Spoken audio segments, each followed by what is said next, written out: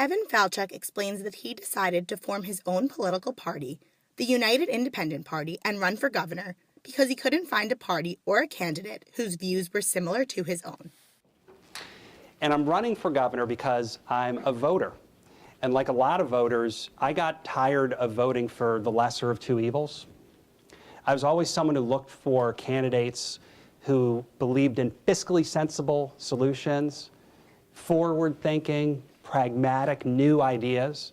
But what I found were a lot of candidates that wanted to argue about left versus right, and big government versus small government, and high taxes versus low taxes. And so rather than just complain about it, I decided to do something about it. And that's why I'm running for governor, and it's why I founded the United Independent Party. Speaking at Suffolk University's Rappaport Center for Law and Public Service, Falchuk, an attorney who worked with the Boston Best Doctors Incorporated for 15 years, offered his views on what the healthcare system would look like under his administration. My view is what we'll do in a Falchuk administration about this issue is to stop those mergers from happening and to do what other states have done. We've fallen behind. Other states like Maryland have created a rational, fair, equitable fee schedule for hospital services that can take out some of that excess cost in hospital care. Falchuk also wants a new modernized tax code. Here in liberal Massachusetts, we've got a flat tax. Flat taxes are inherently regressive when it comes to the disposable income that people have. If you're making a lot of money, you pay the same rate of tax as someone at the lower end of the scale.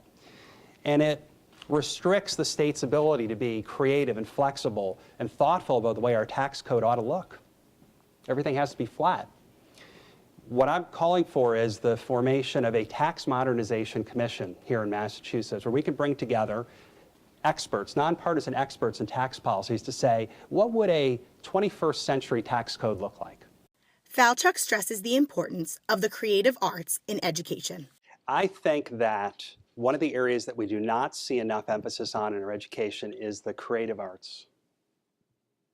So things like, simple things like drawing, playing an instrument, acting, singing, as you can't put a metric on exactly the impact that has on a kid's life, but awakening that creative impulse in his brain is exactly the thing that our students need to have done. Falchuk says that he intends to win the race by appealing to the voters who do not clearly identify with one candidate or party. You've got to go out and earn those votes. Earn them.